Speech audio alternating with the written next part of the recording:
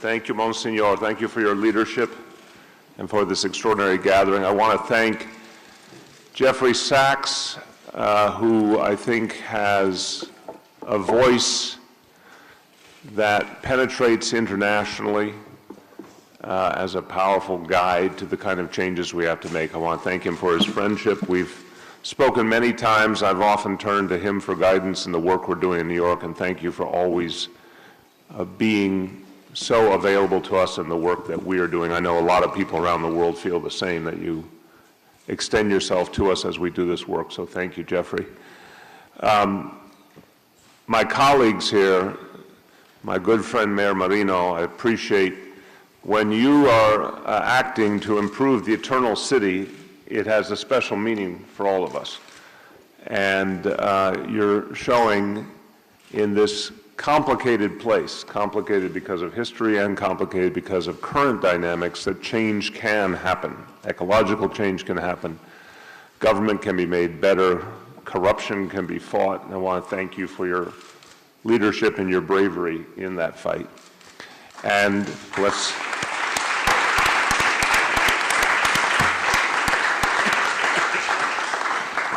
As I said yesterday, we in New York City generally have a difficult time praising California, but I am forced to praise California because the truth comes out.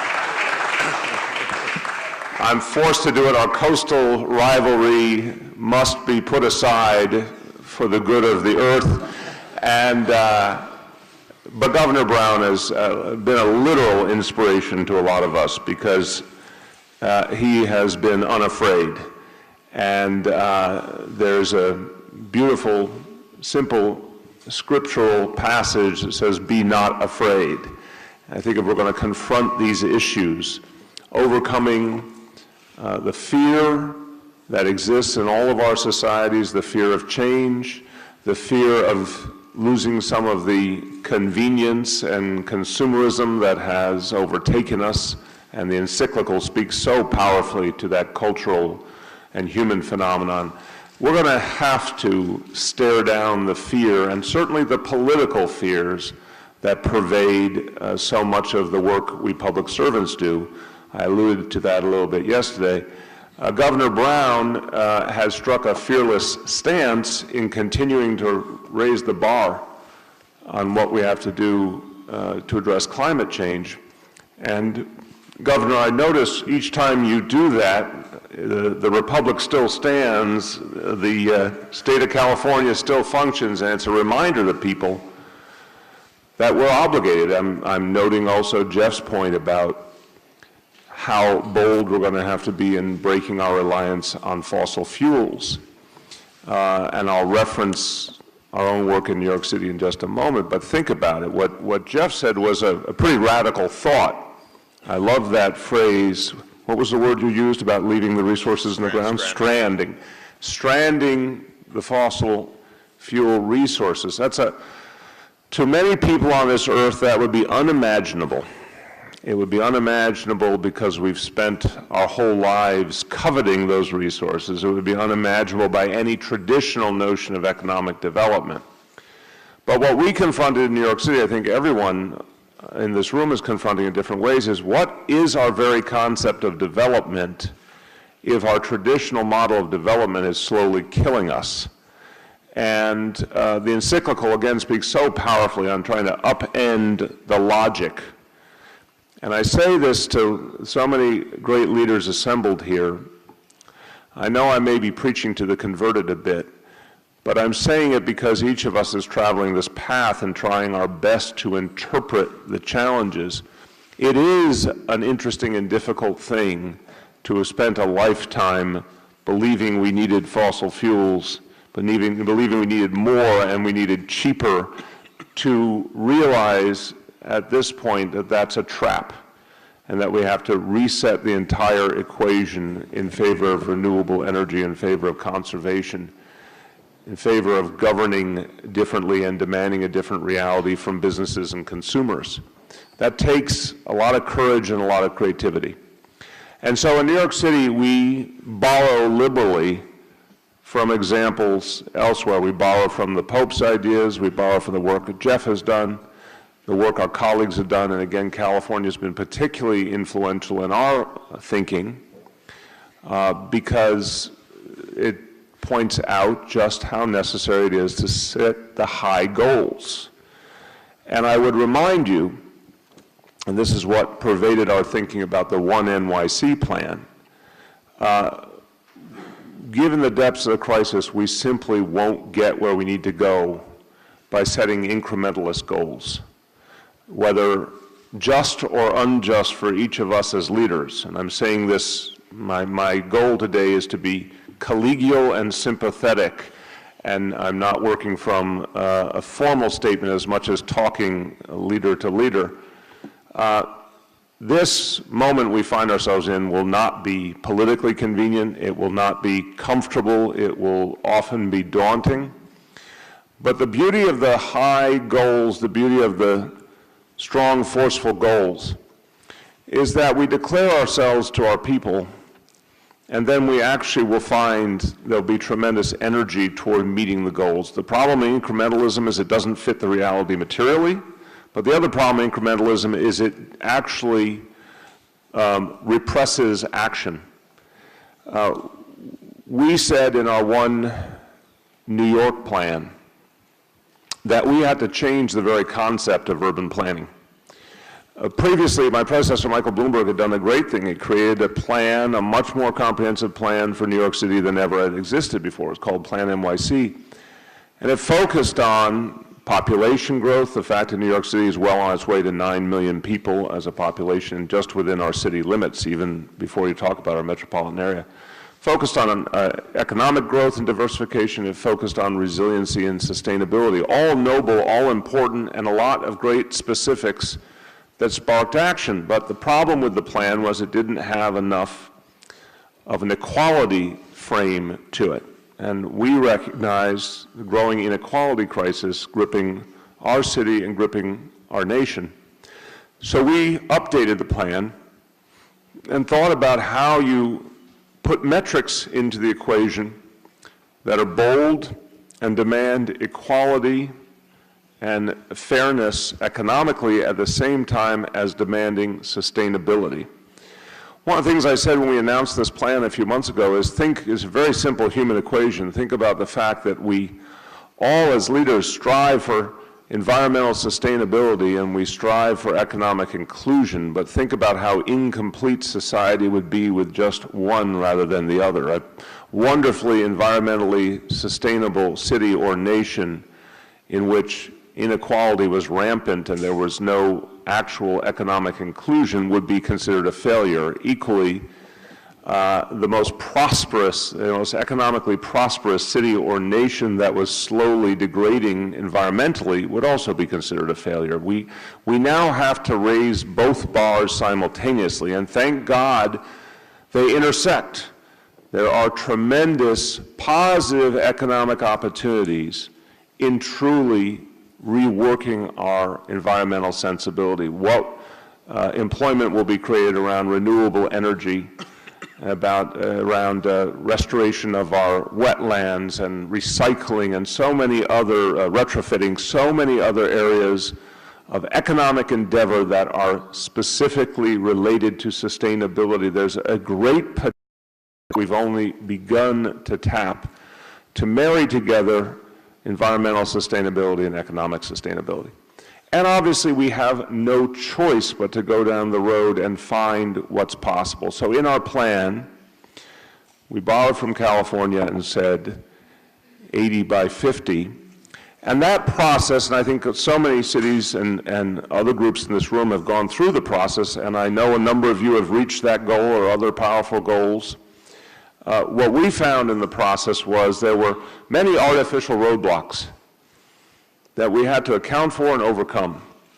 There was, I'm sure everyone will nod knowingly, there was bureaucratic intransigence. We found, we like to believe we have a fairly progressive and advanced governmental personnel cohort in New York City. But we immediately found in many meetings the classic formulation, this is not the way we've done things before. And I have a rule whenever I'm in a meeting and someone from my government, the traditional government staff, the civil service staff tells me that something hasn't been done that way before, I immediately tell them that's exactly why we're going to go in a different direction and that we don't really allow that sentence in our meetings. It's an automatic disqualifier. So we had to convince our own bureaucracies that 80 by 50 was an absolutely necessary goal, and more recently, as we've tried to keep up with Jerry Brown, as I said yesterday, 40 by 30, each process is so fascinating because it follows the kind of classic psychological trend. First there's denial, and then you go through the different stages, and in each case, what was increasingly clear as we went through the conversations, there was not a physical impossibility of reaching these goals. Yes, there were financial obligations that went with it, fiscal challenges, but fiscal challenges related to survival, and we are one of the ultimate coastal cities in the world, so climate change is very personal for us. The fiscal investments related to survival seem rather justified. So in terms of any sense of budgetary prioritization, it made sense to advance those investments and also look at what they could do for us economically, again, the job creation that could go with it. So we had to overcome each of these roadblocks internally, but then we found the challenge of the private sector. And each government is different, each government has different powers, but what we said was very simple, that the private sector had two choices in New York City, and this was particularly true vis-a-vis building retrofits. Our biggest pollution source, because we're so densely populated, our biggest pollution challenge comes around our buildings. So we said, look, what we'd love to do is find a cooperative model where we'll all sit down with our real estate community and our major business sectors and come up with a pathway to 80 by 50 together. And we would love to do that voluntarily, and we think there's a lot of enlightened people in the business community who would embrace that notion, understand it's good for their bottom lines as well. But we were going to do that on a very tight leash. And if over a year or so we did not find sufficient progress with a voluntary model, we would go to a mandate model. Again, we had capacity legally and otherwise, our regulatory capacity allowed us to do that. And I think this is something for all of my fellow leaders in the room, I think this is a cautionary tale. We will constantly find people, business leaders and leaders of other constituencies telling us why we need to go slower or keep our goals lower. And at this point in history, as Jeff pointed out, we've passed that. That's part of our past. We can't talk about half measures anymore. So I believe fundamentally in the notion of giving our private sector friends an opportunity to come along peacefully, and if that's not going to work, to put strong mandates and clear mandates on. And I believe, by the way, that that has tremendous public support, because the change we've seen in public consciousness over the last few years around these issues, based in humans' experience, really should put the wind in the sails of our more aggressive efforts to compel private sector action. The other thing I want to say very quickly is, as we developed our plan, we, again, same kind of trajectory related to 80 by 50, to our goal of having 0% of our waste stream go to landfill over the next 2 decades. And that, again, in a place like New York City, seems an outrageous concept on first blush until we looked at each and every one of the component parts and realized it was an achievable goal if we were willing, again, to break with past practice, if we were willing to do tremendous, extensive public education and make key investments. We also learned, as with so many of these areas, that those investments would ultimately save us a lot of money, not only be good for the environment, would ultimately save us a lot of money. So short-term investment that would pay off later, both environmentally and fiscally. So we went through the environmental goals, and then we asked the equality question. And as we looked at the equality question, it became clear that the level of inequality in our city was so rampant that we do something very different. And just to give you an easy example of this, there are almost 2 million New Yorkers below our federal poverty level. There are almost 4 million New Yorkers at or near our poverty level. So put in dollar terms, there's almost 4 million people in New York City who are living, family of four, under $40,000. And if you know anything about the cost of living in New York City, that means people are barely able to make ends meet, particularly because we have some of the highest housing costs in the nation. So I govern over a city that is on its face prosperous and with a great diversified economy and so many strengths, and yet as you look underneath it, a huge percentage of our population either literally in poverty or barely getting by economically. We decided we had to address this issue very directly and again through the prism of high goals, and that it had to connect to our sustainability goals. So we set a simple challenge for ourselves over the next 10 years to bring 800,000 people out of poverty. Now, 800,000 people in a city that's about 8.5 million now, so almost a tenth of our population. We said we would bring out of poverty through a variety of investments, things like affordable housing and other investments by the city that would lower people's costs and improve economics, but also through increasing wage levels and benefit levels, both through what we could do and through what other levels of government could do, and through pushing our private sector to compensate people better. I'll finish on this note because I hope it's helpful to you as my colleagues that, again, on the face of it, saying we're going to get 800,000 people out of poverty, there'd be a lot to recommend going in the opposite direction, meaning being silent or speaking in platitudes. Why did we decide to marry that goal to the goal of 80 by 50? Because we found them equally necessary for a sustainable society, and we thought the same concept applied in both cases. The very act of setting the goal starts to change behavior. The very act of setting the goal, first of all, tells the public that the aspiration is formalized and serious. A second tells all the other stakeholders that they'll be held to account against this formal decision by the City of New York to achieve this kind of change. It sends a message to our federal government, our state government, our private sector, that they too will be judged against this standard. It's the audacity that we as local leaders have to exercise right now. Again, I think we can say we have an international phenomenon of lack of national government leadership on issues of equality and issues of sustainability. I'm not saying every nation, but many, many nations are experiencing what we in the United States are experiencing, of the most dynamic leadership being local, and as you go higher up through government, less dynamic, less effective leadership. Ergo, the local level has to set the pace and has to be bold to pull the whole debate toward change. And finally, we set the goal to discipline ourselves. And I think this is true vis-a-vis our internal bureaucracies, but it's true also in terms of our own work and our own sense of discipline. By setting the high goal, we actually force ourselves each day to take action related to it. If the goal were lower or the goal were diffuse, we'd all be doing, I think we could say this commonly, we'd all be doing good and important work.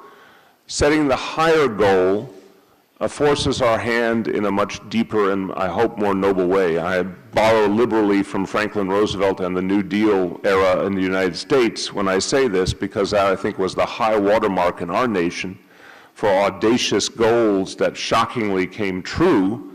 And we learned in the process the very power of setting goals, including some that on their surface seemed impossible in the first instance, but increasingly became so prevalent in the minds of leaders and of the populace that they came to take form and they came true over time. So I'll finish by saying this to me has been, this planning process we've gone through, the One NYC process, has been ultimately inspiring. And I'm sure many of you have your own planning process that mirrors some of the same reality. I welcome you to look at what we've done, and me and my team, of course, would be happy to offer any ideas and insights from our process. But I would conclude by saying I think the power of this, and this is what's been inspirational to me, is to say, once you recognize we're in a new reality, and I'll bring it now back and finish with the climate reality, once you recognize we're in a new reality, it liberates us. It liberates us to think differently. It liberates us to set the kind of goals our predecessors wouldn't have.